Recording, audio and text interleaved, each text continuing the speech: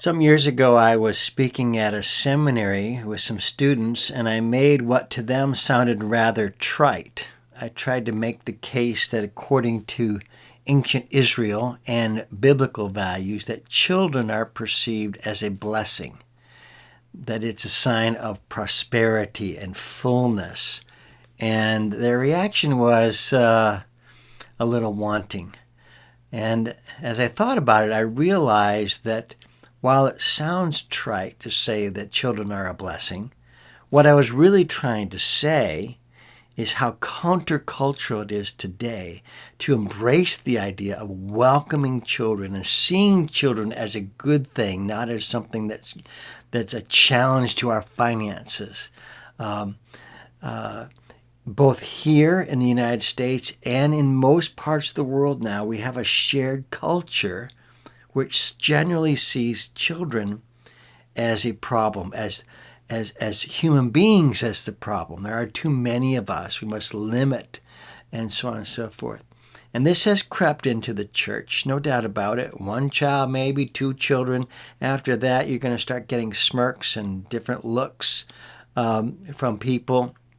And of course, a lot of people currently have made the decision not to have any children out of this ideology that people are the problem.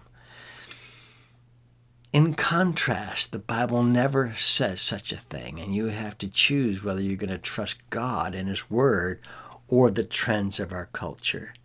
One of these places that I find is just sweeping and challenging in terms of being counterculture on this topic is Psalm 128. Blessed is everyone who fears the Lord, who walks in His ways. So the happy life begins with fearing the Lord clearly and walking according to His commands. You shall eat the fruit of the labor of your hands. You shall be blessed, and it shall be well with you. Nothing is more frustrating than working really hard at something and getting no benefit from it. And the blessed life is a life in which people walk in the fear of the Lord, and they get a return on their business, on their farm, whatever it is that they're doing. And then it turns to the blessing of family, wife and children. Your wife will be like a fruitful vine within your house. Your children will be like olive shoots around your table. Kind of a poetic way of describing anticipated abundance. Olive shoots are at the beginning stages of something that's going to be quite full and quite good. Behold, thus shall the man be blessed who fears the Lord. The Lord bless you from Zion. May you see the prosperity of Jerusalem all the days of your life. May you see your children's children. Peace be upon Israel. So here is just a short psalm that's so countercultural today that says to live a happy, full life is to fear the Lord, to get a return on your hard work, to have a good marriage and a full table full of children and eventually grandchildren.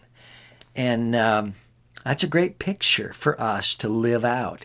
In a place like China, it's actually prophetic.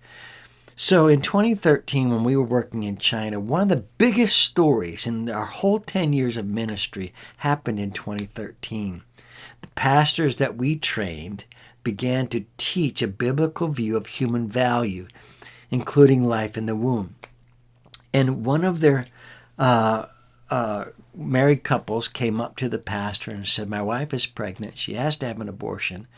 They had already they had two children, two boys, which means they had two girls. They had already broken the law in China by having a second child, which means they had to pay a big fine. But they did it anyway. And then she was pregnant again, and this time she was insisting to the pastor that she had to abort. The pastor had just received this biblical vision that God wants us to fear Him and to welcome children, that they're a sign of His blessing. And he said, no. If God knows how to make a baby, He has a plan to feed a baby. We're going to welcome these children. And so they went to the doctor, and she was having triplet boys, which was a big story. The whole church got involved in helping them. Other house churches got involved in helping them. And the babies were born. And here's one of the pictures that's been shown a lot in China. These 3 healthy, brand new baby boys that came into the world in Beijing, China. In this next picture, you see the babies laid out on the bed with mama, and they're just overwhelmed with joy and all the anticipated work that is before them. What was exciting about this is that many Christians got involved to help this family, now having 5 children in China. Whenever they wanted to bring God glory, they just had to take their family for a walk in the park or on the street, and people would just gather and say, "How is it you have 5 children? How lucky you are." And they would say, "No, the Lord has blessed us and prospered us and made our quiver full with children." And in this picture, one of the pastors is holding one of the babies and with a helper, and then the mother of these 3 children, her mother came to trust in the Lord through the combined witness of the church helping her daughter with these 3 brand new baby boys. A year later, I was back in Beijing and had a chance to meet with some people, and lo and behold, this couple returns, and now their babies are more like 10 months old or so in this picture. I forget exactly what the date is. But it was great because they had kept a relationship going with our work in China. And then finally I went back 2 years later, and now here they are as 3-year-olds, and they were meeting with other families that had, by faith, kept their babies, feared the Lord, gave life to their children, and were experiencing God's favor and blessing through their faith in Jesus Christ.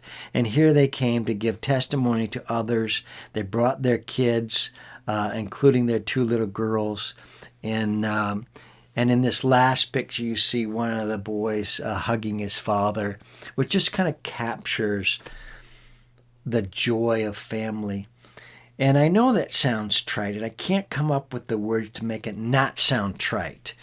But I can just say, when you look at the culture today and you listen to all the anti-child rhetoric and the pressure now for abortion, of course we need abortion, of course we need abortion, and everybody measuring how many children they can afford and all this kind of thing, all of that comes from a worldly perspective rather than a biblical perspective. The biblical perspective is unapologetically pro-family and have as many children as you want. Doesn't mean you have to have children, but it means that you should welcome every child that the Lord sends your way with open arms and open hearts, and to trust that He knows how to provide for your daily bread.